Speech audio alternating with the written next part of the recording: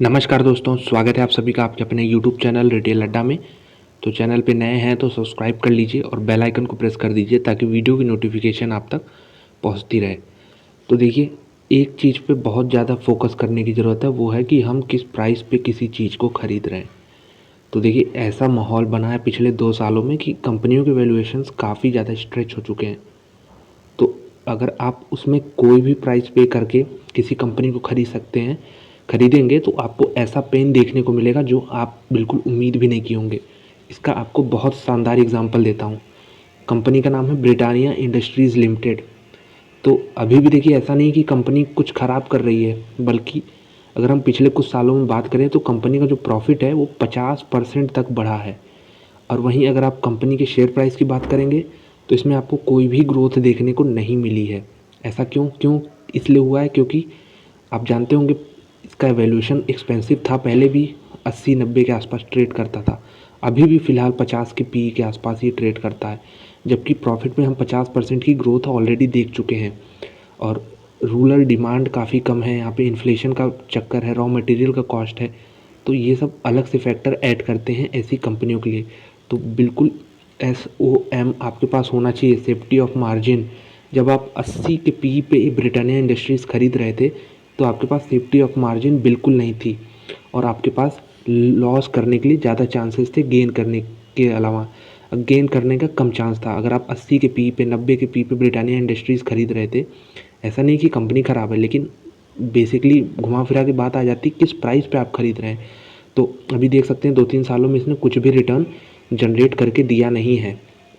तो ये चीज़ बहुत इंपॉर्टेंट हो जाती है। अभी भी 50 के पी पे है, लेकिन कुछ भी डिमांड नहीं दिख रहा है, इनके मटेरियल कॉस्ट बढ़ रही है, तो अभी भी कुछ ख़त्म नहीं हुआ कंसर्न। इसीलिए आपको ये लगातार नीचे आता हुआ ही दिखेगा। तो चलिए इसके कुछ बेसिक नंबर पे देख लेते हैं, इससे आपको और क्लियर होगा। देखिए, इसी चीज़ की बात कर रहा था कि कंपनी जो है एंटिसिपेशन में तो भाग जाती है, सारे रेशियोज़ अच्छे हैं इसके, ये देख लीजिए। लेकिन एक चीज़ ये है, 50 का पी है और पी तो 50 का है, लेकिन ग्रोथ जो है अब थोड़ी थोड़ी धीमी लग रही है। और क्यों लग रही है बता ही चुका हूँ कि इन्फ्लेशन और डिमांड है ही नहीं बिल्कुल। तो कंपनी के पास डेट भी ज़्यादा है।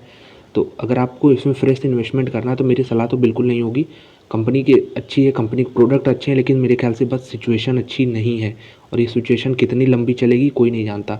इसलिए अगर ये पी जो है और नीचे आता है, अगर हम देखें 30 के आसपास आता है, 30 के आसपास यानी अर्निंग्स या तो ख़राब आए या फिर हैवी करेक्शन आए, जो दोनों में से जो भी आए, तो आपको इसको थोड़ा सोचना चाहिए क्योंकि बहुत ही अच्छी कंपनी है।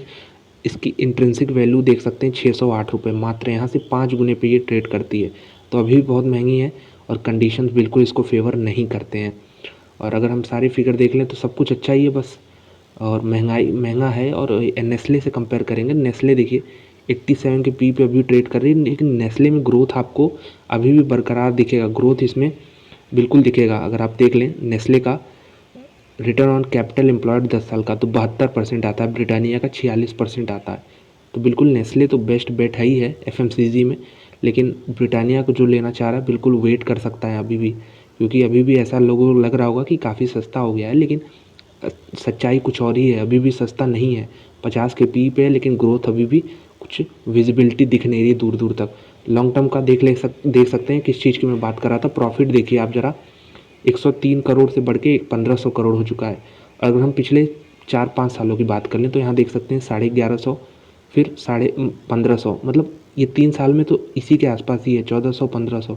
तो इसमें कोई ग्रोथ हमें, मतलब ग्रोथ तो देखने को मिला है अगर 4 साल से कंपेयर करेंगे, लेकिन आपको शेयर प्राइस में कुछ भी ग्रोथ देखने को नहीं मिला है। तो इसलिए बचना चाहिए, हाई पी स्टॉक से नहीं बचना चाहिए, लेकिन जो हाई पी हैं और आपके पास वहाँ पे सेफ्टी ऑफ मार्जिन नहीं बचता है, उन स्टॉक से बिल्कुल बचना चाहिए।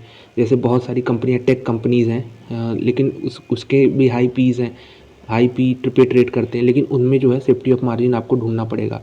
अगर आपको सेफ्टी ऑफ मार्जिन दिखता है, आगे चल के भविष्य में उसमें और अच्छी ग्रोथ आनी बचती है, दिख रही है आपको, तो ही आके खरीदिए, नहीं तो फिर कोई ज़रूरत नहीं हाई पी कंपनियों को खरीदने की।